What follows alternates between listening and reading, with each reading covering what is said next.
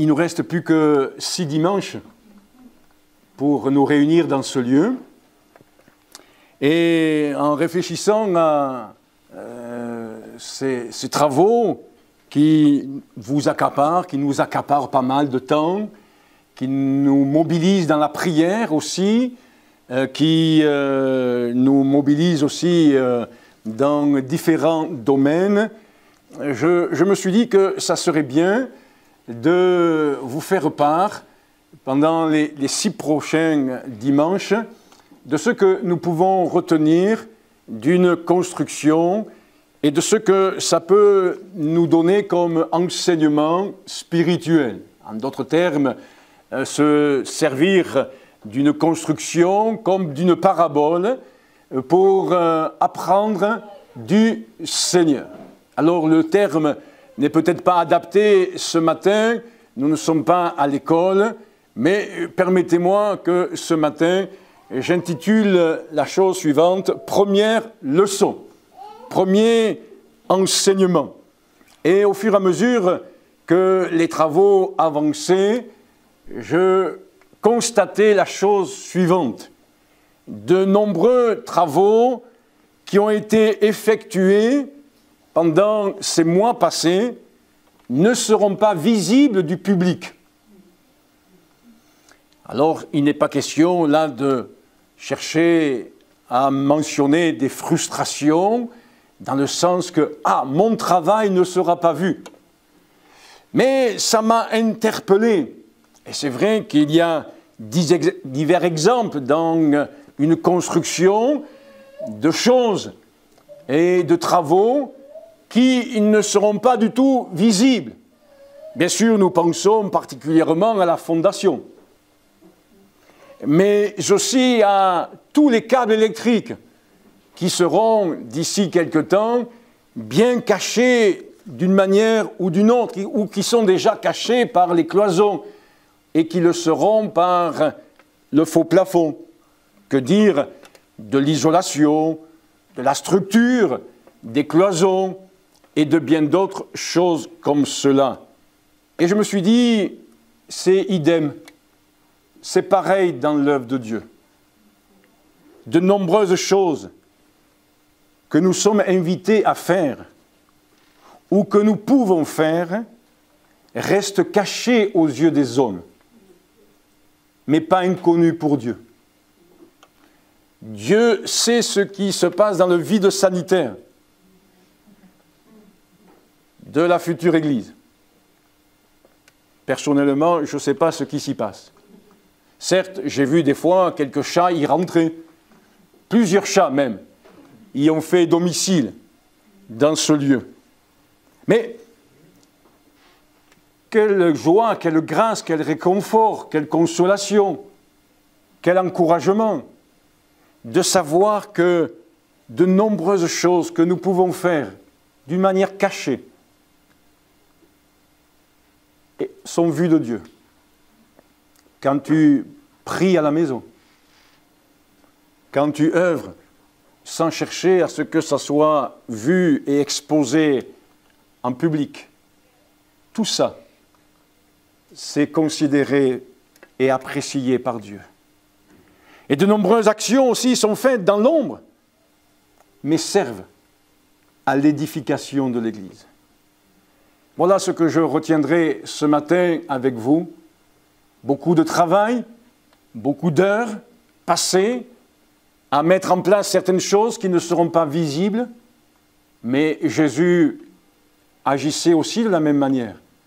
Certes, il était un homme public, mais il avait une vie cachée, et comprenez le mot caché, c'est-à-dire secrète, dans le secret de la présence de son Père, dans le secret de la communion avec le Père. Ta prière n'est peut-être pas visible des hommes, mais elle est entendue de Dieu et elle a une efficacité dans l'œuvre de Dieu et dans l'édification de l'Église. Voilà ce que je voulais mentionner ce matin. Et maintenant, je vous propose de lire dans l'Évangile de Luc, au chapitre 3, et à partir du verset 3. Pour ceux qui côtoient ce lieu régulièrement, vous allez peut-être me dire, mais on l'a déjà lu. Oui, on l'a lu dimanche dernier. C'est pas vieux. Luc chapitre 3, verset 3. Je ne me permettrai pas de redire ce qui a été dit dimanche dernier, mais je termine cette pensée que Dieu a eu l'occasion de mettre en moi, dans mon esprit, dans mon cœur, pour l'Église de Jésus-Christ ici à Ganges.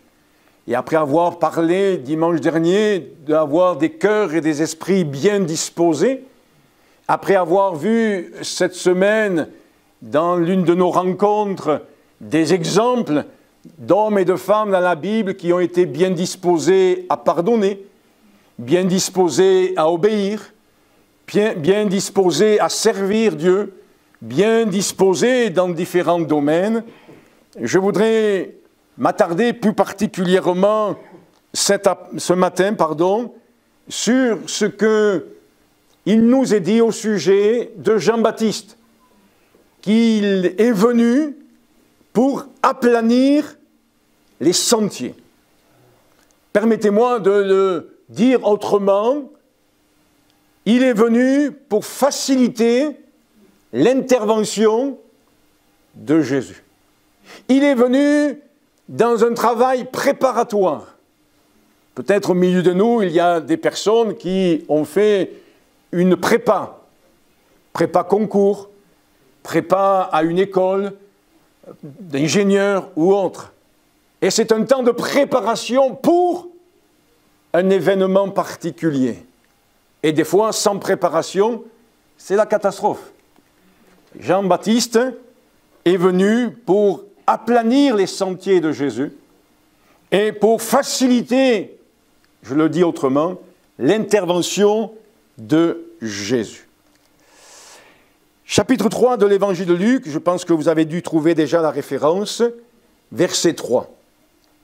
Jean-Baptiste alla dans tout le pays des environs du Jourdain, prêchant le baptême de repentance à cause du pardon des péchés, selon ce qui est écrit dans le livre des paroles d'Ésaïe le prophète.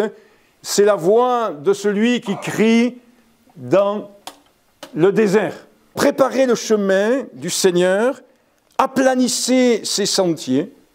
Toute vallée sera comblée, toute montagne et toute colline seront abaissées, ce qui est tortueux sera redressé, et les chemins raboteux seront aplanis. Et toute chair verra le salut de Dieu. On pourrait s'arrêter là, mais permettez que nous lisions encore quelques versets pour bien saisir la pensée de ce texte. Jean-Baptiste disait donc à ceux qui venaient en foule pour être baptisés par lui, « Race de vipères, qui vous a appris à fuir la colère à venir? Produisez donc des fruits dignes de la repentance, et ne vous mettez pas à dire en vous-même, « Nous avons Abraham pour père. » Car je vous déclare que de ces pierres, Dieu peut susciter des enfants à Abraham. Déjà même, la cognée est mise à la racine des arbres, et tout arbre donc qui ne produit pas de bons fruits sera coupé et jeté au feu. La foule l'interrogeait, disant, « Mais que devons-nous donc faire ?» Il leur répondit que celui qui a 2 tuniques partage avec celui qui n'en a point, et que celui qui a de quoi manger agisse de même. Il vint aussi des publicains pour être baptisés, et ils lui dirent, « Maître, que devons-nous faire ?» Il leur répondit, « N'exigez rien au-delà de ce qui vous a été ordonné. » Des militaires aussi lui demandèrent, « Et nous, que devons-nous faire ?» Il leur répondit, « Ne commettez ni extorsion, ni fraude envers personne, et contentez-vous de votre paye. » Comme le peuple était dans l'attente et que tous se demandaient en eux-mêmes si Jean n'était pas le Christ, il leur dit à tous, « Moi, je vous baptise d'eau. Mais il vient celui qui est plus grand, plus puissant que moi, et je ne suis pas digne de délier la courroie de ses souliers. Lui, il vous baptisera du Saint-Esprit et de feu. Il a son vent à la main, il nettoiera son air, et il amassera le blé dans son grenier, mais il brûlera la paille dans un feu qui ne s'éteint point. Amen. L'évangile de Luc nous annonce, dès le chapitre 1, la mission de Jean-Baptiste. On l'a lu, c'est au chapitre 1, on l'a lu dernièrement, c'est de préparer au Seigneur un peuple bien disposé. Luc chapitre 1, verset 17. Et ce souhait est réitéré là au chapitre 3 et au verset 4. Et il est dit, préparez le chemin du Seigneur, aplanissez ses sentiers. Et il y a là tout un descriptif. Je souligne pour chacun d'entre vous que dans l'évangile de Marc aussi, cela est mentionné, tout comme dans l'évangile de Matthieu. Et cela est mentionné dans l'évangile de Marc dès le premier verset.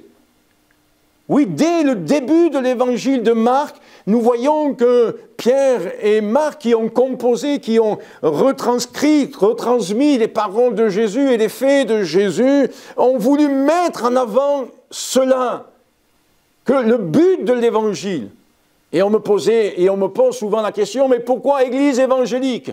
Eh bien, le but de l'évangile, c'est de pouvoir préparer nos cœurs, nos pensées, qui sont souvent si embrouillés, dans de la confusion, à cause d'un syncrétisme religieux, à cause d'une multiplicité de religions, de conceptions philosophiques, de raisonnements, etc. Oui, l'évangile est là pour préparer, pour aplanir le message de Jésus. Et c'est ce que Jean-Baptiste, entre autres, a eu comme mission. Et Matthieu aussi. Souvent, quand on est un lecteur assidu de la Bible et de l'évangile de Matthieu, on pense que les premiers chapitres de Matthieu sont là pour nous parler du sermon sur la montagne, chapitres 5, 6 et 7.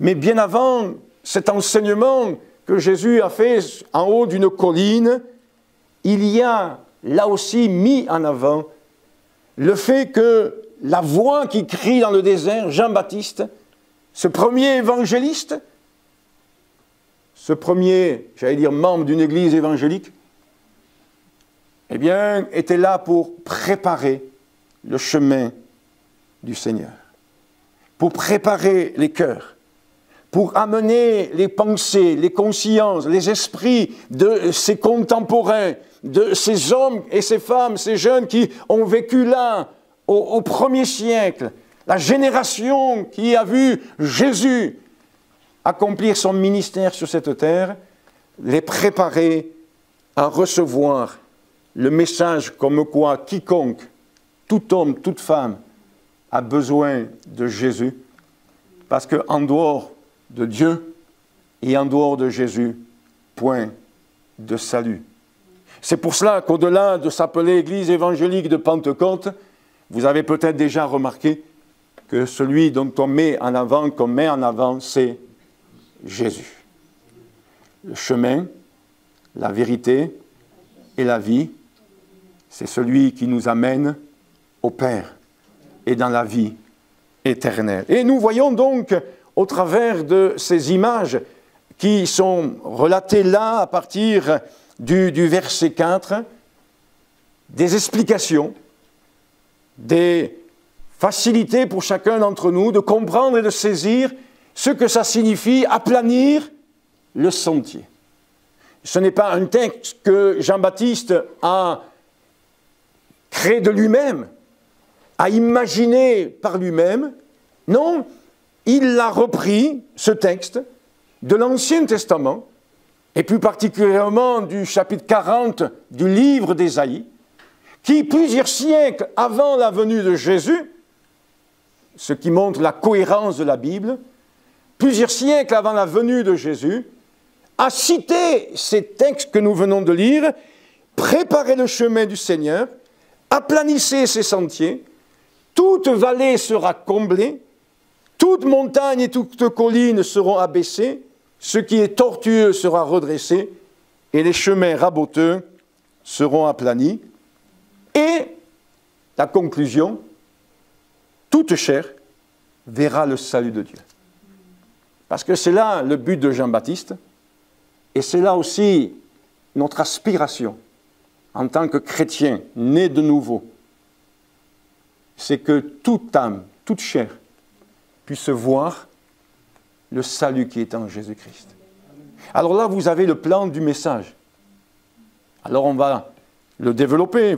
Acceptez que je puisse le développer un petit peu avant de terminer ce culte. Tout d'abord, il est dit, toute vallée sera comblée. Je vais être très simple, j'espère, ce matin. Et quand je lis « toute vallée sera comblée », je comprends qu'il y a un manque, puisqu'il faut combler. Il faut rajouter. Pour pouvoir aplanir le terrain, allez, permettez que mes influences me donnent une image. Pour faire du terrassement, eh bien, il faut des fois rajouter de la terre et parfois il faut en enlever. Tout ça pour que le terrassement soit plat et facilite le passage. C'est quand même beaucoup plus facile de se promener sur la comédie, la promenade des Anglais, que dans nos chemins des Cévennes. C'est plus escarpé dans nos chemins des Cévennes, mais c'est beaucoup plus agréable. Et oui, quand c'est plat, c'est plus facile. Quand il n'y a pas de cailloux, c'est beaucoup plus facile. Il n'y a pas de blessure possible. Alors oui, le but, c'est d'aplanir. C'est comme je le disais tout à l'heure, de faciliter l'intervention de Jésus. Pourquoi? Parce que, eh oui, des fois, et pas des fois, mais toujours, dans la vie, dans l'existence de l'homme, de la femme, du jeune, voire même de l'enfant, il y a un manque. Et il faut le combler. Je ne vais pas faire de liste de ce qui peut nous manquer, de ce qui peut te manquer. Parce que peut-être ce qui peut manquer à l'un n'est pas obligatoirement ce qui manque à l'autre. Mais peut-être que pour l'un, il va manquer une ouverture d'esprit, une disposition de cœur à écouter Dieu. Certains, dès qu'on leur parle de Jésus, tac, ils tombent le rideau. Et c'est le rideau de fer. Hein. Et puis, peut-être pour quelqu'un d'autre, c'est tout simplement, peut-être, il lui manque de faire une expérience avec Dieu, de voir que Dieu est réel. Bref, ça m'est difficile ce matin de faire une liste. Mais quelle bénédiction de savoir que Dieu est capable de combler ce manque. Peut-être il te manque la foi. Peut-être il te manque de saisir que la vie sans Dieu, elle est maussade. Parce que peut-être tu as réussi dans la société, matériellement, peut-être familialement parlant. Et puis tu dis, mais je n'ai besoin de rien. Comme le diront des personnes dans le livre de l'Apocalypse, je n'ai besoin de rien. Et pourtant, Dieu va leur dire, mais vous êtes aveugles, vous êtes même pauvres, vous êtes même dépouillés. Alors, face à ce qui peut nous manquer, le message de l'Évangile est là pour nous donner ce qui est nécessaire, pour aplanir et préparer, faciliter la venue de Jésus dans notre cœur, dans un premier temps, la présence et l'action de Jésus au milieu de nos rassemblements aussi. Mais aussi, nous le croyons parce que nous en sommes convaincus par la puissance du Saint-Esprit et par la parole de Dieu qui est la vérité. Oui, nous voulons en tant qu'Église de Jésus-Christ faciliter les choses, aplanir le sentier pour qu'autour de nous, ils puissent voir le salut. C'est ce que je disais tout à l'heure qui sera mon mot de conclusion. Que chacun de nous puisse rentrer en lui-même et considérer ce qui lui manque afin de voir le salut de Dieu, c'est-à-dire du fruit, le fruit de Dieu dans sa vie. Pas un fruit pourri, excusez-moi de le dire comme ça, pas un fruit qui n'est pas mûr, qui est vert, pas un fruit qui n'arrive pas à maturité, mais un fruit qui est doux, qui est agréable, qui donne goût à la vie. Et le salut de Jésus, c'est cela. Et nous voulons porter ce fruit. Car le texte de Luc nous éclaire sur l'attente de Jésus. Et nous l'avons lu tout à l'heure, il attend de voir en nous du fruit. Parce qu'il nous aime tellement qu'il ne veut pas qu'on soit stérile. Il ne veut pas que notre vie soit de la vanité, de la poursuite du vent, comme c'est écrit dans l'Ecclésiaste. Il veut que nous puissions porter du fruit autour de nous et avant tout pour nous-mêmes. Ce qui est écrit au verset 9, au sujet de la cognée, qui est là, déjà mise à la racine des arbres, m'a toujours mis en éveil. Je ne dis pas m'a fait peur, parce que Dieu n'est pas là pour nous faire peur. Dieu n'est pas là pour nous mettre dans un esprit anxiogène, d'angoisse. Non, Dieu est là pour nous mettre en éveil sur des réalités. Et c'est pourquoi nous n'avons pas honte de dire que oui, c'est écrit dans le texte. Alors peut-être quelqu'un s'est interrogé lorsque nous l'avons lu. Il est fait mention de la colère. Mais tout cela doit nous amener en éveil, à être vigilants et à ne pas foncer vers l'éternité tête baissée sans réfléchir. Alors, faisons en sorte que les uns et les autres, nous puissions considérer que, oui, Dieu n'est pas celui qui veut qu'il nous manque certaines choses, il veut que nous ayons tout pleinement. C'est ce qu'il dira à un jeune homme, vous trouverez cela dans l'Évangile. Ce jeune homme vient vers Jésus, il dit, Jésus, écoute, j'ai une question à te poser, pas de problème, vas-y, pose-la. Et cet homme pose une question, mais que dois-je faire pour hériter la vie éternelle? Et Jésus va le laisser parler, va le laisser parler, ça s'appelle du dialogue. Et puis, au bout d'un moment, Jésus va lui dire, écoute, mon cher ami, il te manque une chose. Oh, il ne manquait pas beaucoup, hein. Il manquait une chose. Eh oui. Dans mon entourage, j'ai une bonne pâtissière. Mais parfois, dans la précipitation, il lui arrive d'oublier la levure. Ah, c'est juste une chose. Oh, c'est pas grand-chose. Mais ça change tout. Ça change tout. Eh oui, un gâteau sans levure, bon, ça se mange, parce qu'on a appris à tout manger. Mais il vaut mieux quand même que la pâte est bien levée, c'est beaucoup plus souple, beaucoup plus agréable. Bref, comme c'est 11h moins 10, je ne veux pas trop vous donner faim, et vous donner déjà d'avoir le ventre qui gargouille. Toute montagne et toute colline seront abaissées. Là, ce n'est pas qu'il manque une chose, et je le résume ainsi, c'est qu'il y en a trop. Alors il faut raser. Il faut abaisser. Alors, oui, il y a diverses manières d'être et de faire qui ont pu prendre le dessus sur Dieu, qui se sont élevés plus que ceux qui ne le faut.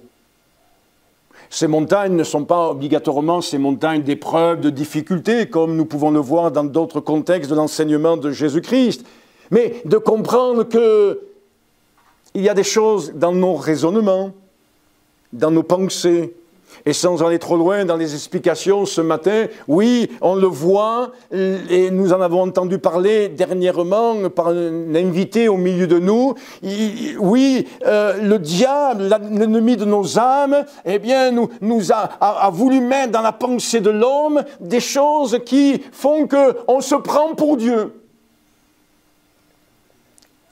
qui veulent nous élever au-delà de ce que nous pouvons être. Et quand nous voyons tous les raisonnements qu'il peut y avoir, les conceptions humaines qu'il peut y avoir dans ce monde, on se dit oui, l'homme se prend malheureusement très souvent pour Dieu. Mais ce n'est pas nouveau. Je suis sûr que même si vous n'avez jamais lu la Bible, vous avez entendu parler de la tour de Babel. Ces hommes, à l'époque, ont voulu s'élever. Et il nous est dit que Dieu est intervenu pour ne pas imaginer que l'homme ne peut pas vivre sans Dieu. Oui, toute vallée sera comblée, mais aussi toute montagne et collines seront abaissées. Quand les hommes veulent s'élever, c'est la catastrophe. Et Babel en est un exemple. Dans Luc chapitre 14, verset 11 et Luc chapitre 18, verset 14, il est dit ceci, celui qui s'élève sera abaissé, et quiconque s'abaisse sera élevé. Oui, ne nous prenons pas pour Dieu, mais considérons que nous sommes sa créature, aimée de lui, et que son conseil, son avis, son diagnostic sur notre état moral, spirituel, sa solution, sont bien utiles tout cela. C'est bien utile pour notre vie. Et que dire de l'orgueil qui fait que l'être humain peut s'élever? Que dire de bien d'autres choses qui font que, en s'élevant, on oublie Dieu?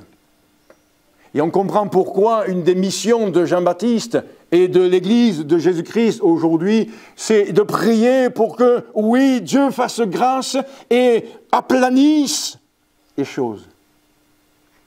Parce que quand l'orgueil est là, quand la dureté est dans les cœurs, quand les raisonnements sont fermés, on ne conçoit pas un seul instant l'utilité d'invoquer Dieu, de prier Dieu.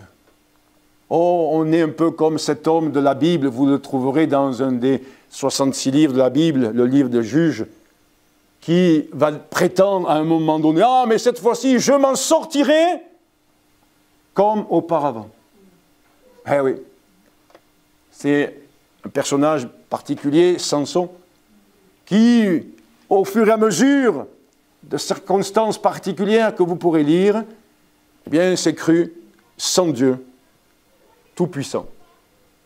Mais mes amis, sans Dieu, on est bien faible.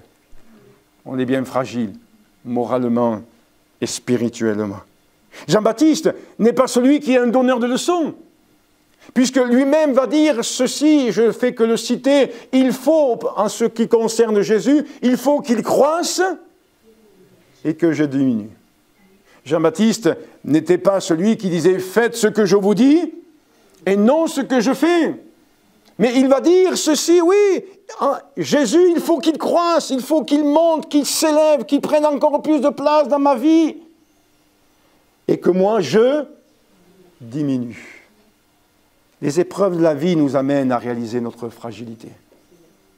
Peut-être au milieu de nous, il y a quelqu'un ce matin qui est fragilisé par les circonstances de la vie. Et Dieu est plein de compassion pour aider cette personne ou ces personnes. Mais ces épreuves de la vie nous montrent que nous sommes bien pauvres, bien démunis, bien esclaves aussi du péché, des passions. Et malgré des fois les bonnes résolutions, les belles paroles, sans l'intervention de Dieu, on ne peut s'en sortir. Diminuer, c'est enlever, c'est ôter de notre vie ce qui s'élève, c'est ôter de notre vie ce qui fait de l'ombre à Dieu. On pense de suite à ce qui est lié peut-être au moi, à l'ego. Mais n'oublions pas ce qui peut prendre la place de Dieu dans nos cœurs, dans notre pensée, voire dans notre emploi du temps, dans nos occupations. Œuvrer à demeurer caché dans le Seigneur. Je disais à quelqu'un, veillons à ne pas faire de l'ombre à Dieu, mais de plutôt être à l'ombre de Dieu.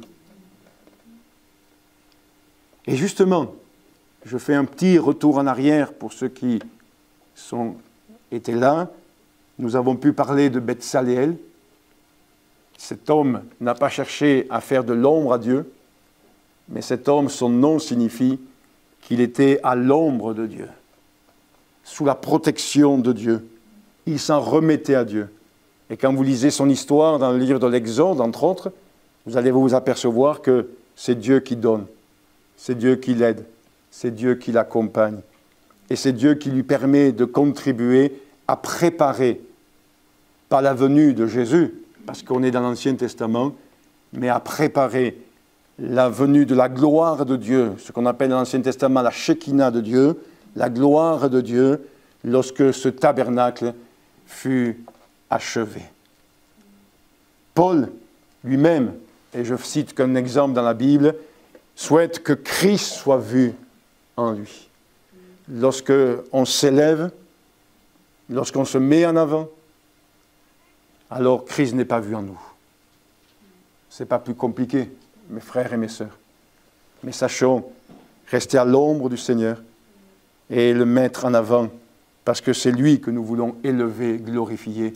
Je le rappelle, Jean-Baptiste avait pour objectif de faciliter l'intervention de Jésus et l'annonce du message salvateur de Jésus-Christ.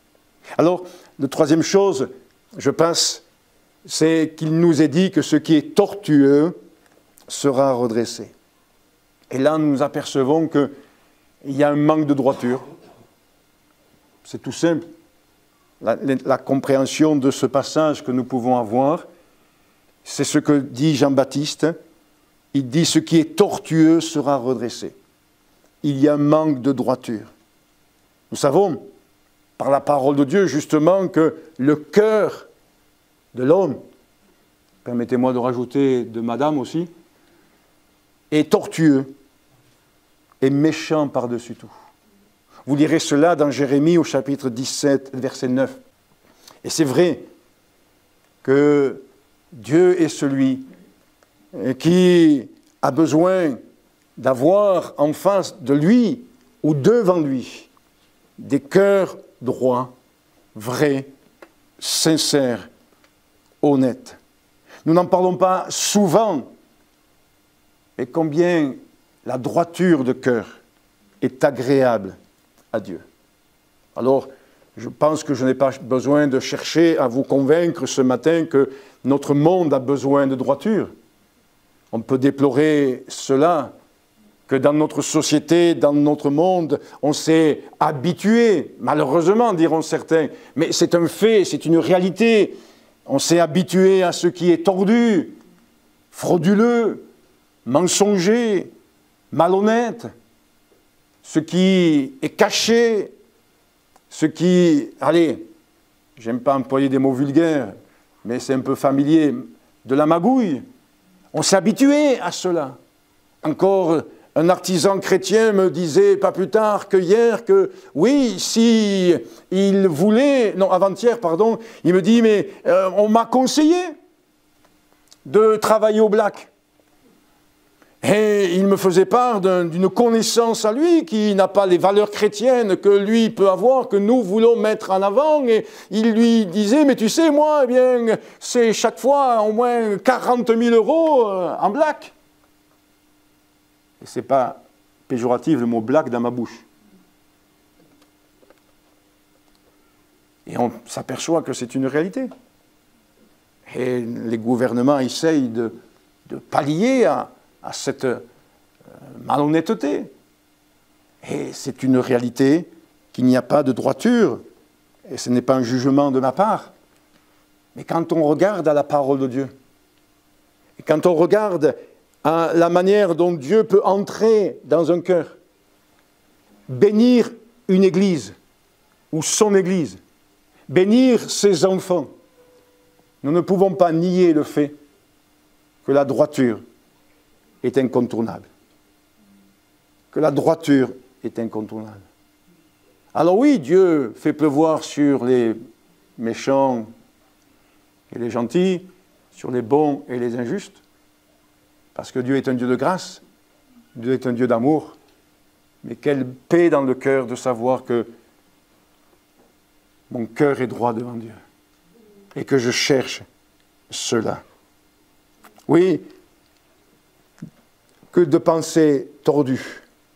C'est pourquoi l'apôtre Paul dira dans 2 Timothée au chapitre 2, verset 15, d'être des hommes et des femmes Et il parla aux chrétiens et à l'Église de Jésus-Christ, des hommes et des femmes qui dispensent droitement la parole de la vérité.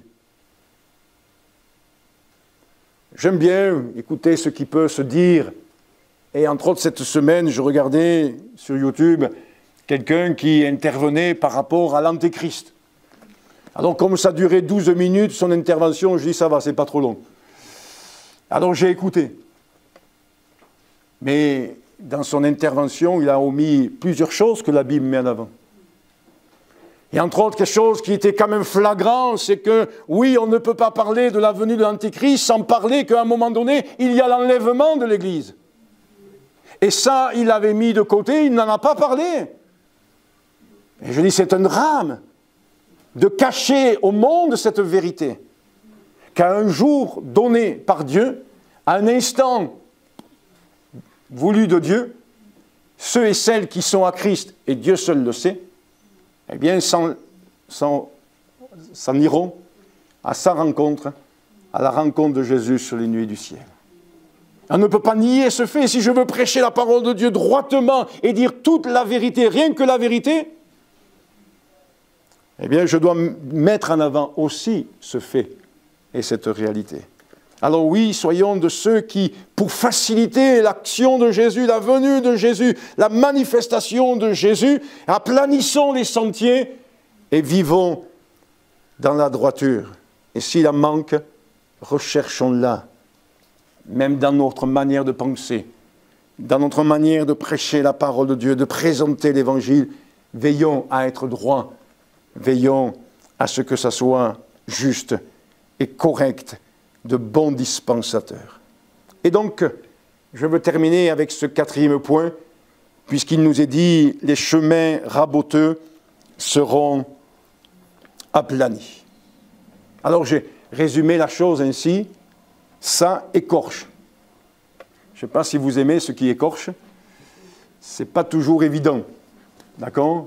Quand ça ramone, quand ça écorche, quand ça blesse. Je parlais tout à l'heure de chemin dans nos Cévennes avec beaucoup de cailloux. Hein. Et oui, un couple que je côtoie me disait « Oh, on a fait le Pic Saint-Loup dernièrement. » Bon, c'est bien comme ça sur YouTube, les gens ils vont connaître la géographie des Cévennes. Mais si vous faites le Pic Saint-Loup, attendez-vous à avoir du caillou. Hein. Pas casser du caillou, j'espère, mais avoir du caillou, du caillou, du caillou, du caillou. Voilà. Je ne vous donnerai pas mon avis là-dessus, mais il y a du caillou. Et c'est, oui, on tape, on bute, on peut trébucher, on peut tomber, on peut, eh bien, oui, dire, tiens, ce caillou, c'est une pierre d'achoppement. Ah, tiens, ça me fait penser ce que la Bible dit. Et Dieu veut nous éviter d'être des pierres d'achoppement.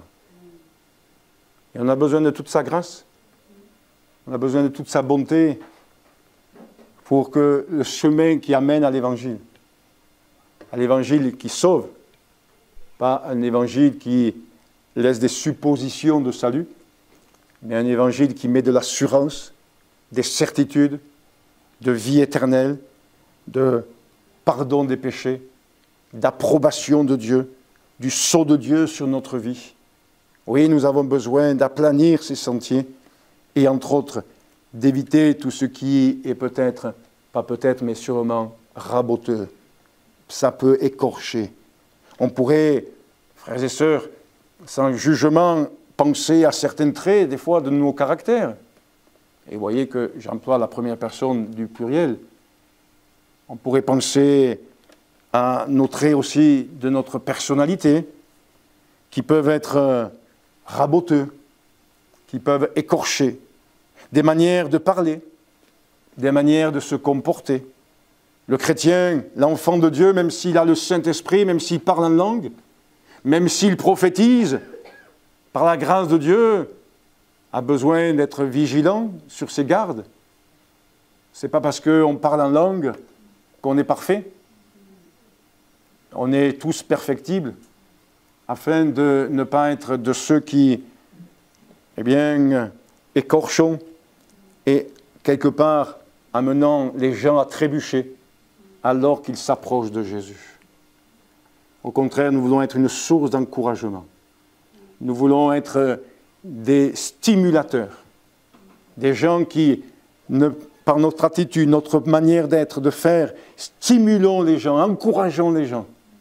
Parce qu'ils vont voir Christ en nous, combien la vie de Christ en nous est extraordinaire, ce qui est vrai. Je ne suis pas en train de vouloir, là aussi, manquer de droiture et de vérité, mais de pouvoir dire, oui, s'il y a une vie qui vaut la peine d'être vécue, c'est celle avec Christ. Et c'est seulement en Christ et avec Jésus. Alors oui, des chemins raboteux seront aplanis. Que Dieu nous aide. Et c'est pour ça que dans l'Épître aux Romains, au chapitre 14 et verset 13, il nous est parlé justement de ces pierres d'achoppement et que dire des sujets de scandale. C'est aujourd'hui, en 2023, des gens se disent athées. Des gens ne veulent même plus mettre les pieds dans une église, quelle qu'elle soit. C'est peut-être parce que le chemin qui a amené à Jésus n'a pas été toujours aplani. Et a été plutôt, raboteux. A été, des fois, bien mal présenté. Je termine, chers amis, ce partage en disant que quand on regarde à Jean-Baptiste, c'était sa mission, c'était son ministère. C'est celui de l'Église aujourd'hui encore, mais je me suis posé la question suivante. A-t-il réussi dans sa mission? Est-ce qu'il est arrivé à accomplir ce qui lui était demandé? Quand nous lisons les évangiles, nous nous apercevons que oui, suite à son intervention, suite à ce qu'il a fait, certains se sont largement ouverts à la personne de Jésus. Et nous voyons que des personnes qui ont suivi Jean-Baptiste, lorsque Jean-Baptiste leur a présenté Jésus comme étant l'agneau de Dieu qui ôte le péché du monde, ont suivi Jésus. Et Jean-Baptiste les a laissés suivre Jésus parce que c'était là le but principal. Comme c'est le but principal aujourd'hui de l'Église de Jésus-Christ, normalement. Mais qu'en est-il de ces groupuscules, ces publicains, ces pharisiens, ces scribes, qui, malgré la parole qu'ils ont entendue de Jean-Baptiste, qui n'avait qu'un but d'aplanir les sentiers, ont refusé. Il n'y a pas que notre responsabilité, il y a aussi la perception, la réception de ceux et de celles qui sont à l'écoute du message de l'Évangile. Mais ça, ce n'est pas, excusez-moi de le dire de cette manière-là, notre affaire. Ce n'est pas à nous de s'ingérer dans cela. Ce qui est précieux pour nous et ce qui est un honneur pour nous. Je dis bien ce qui est un honneur pour nous, c'est de pouvoir aplanir le sentier. Faciliter l'annonce de l'Évangile par notre attitude, par notre manière d'être, par notre manière de parler, par notre manière de fonctionner. Afin que les hommes et les femmes qui sont autour de nous puissent dire, comme c'était le cas à l'époque du livre des Actes des Apôtres, eh bien, oui, nous aussi, nous voulons être comme des petits Christ. Nous voulons être à Christ. Nous voulons suivre Jésus-Christ. Vous voulez bien que nous puissions nous recueillir et comme le texte le termine, toute chair puisse voir le salut, à quoi je dis Alléluia, gloire à Dieu. Merci de nous permettre de nous remémorer ces choses, Seigneur. Nous le croyons, elles sont essentielles pour notre vie, pour notre marche avec toi. Elles sont essentielles pour chacun ici présent de comprendre et de cerner que tu ne peux révéler ton salut et quelqu'un ne peut voir ton salut que si il prend en compte ce que j'ai voulu présenter simplement ce matin. Fais en sorte que dans nos cœurs tout soit aplani, qu'il n'y ait rien d'élevé, qu'il n'y ait rien de rabaissé, qu'il n'y ait rien de tortueux, qu'il n'y ait rien là qui puisse être source de blessures, mais qu'au contraire, Seigneur Jésus, tu puisses venir établir ta gloire. Aide-nous en cela. Permets-nous, dans ta grâce, de contribuer au progrès de l'Évangile et au salut d'un grand nombre. Au nom de Jésus. Amen.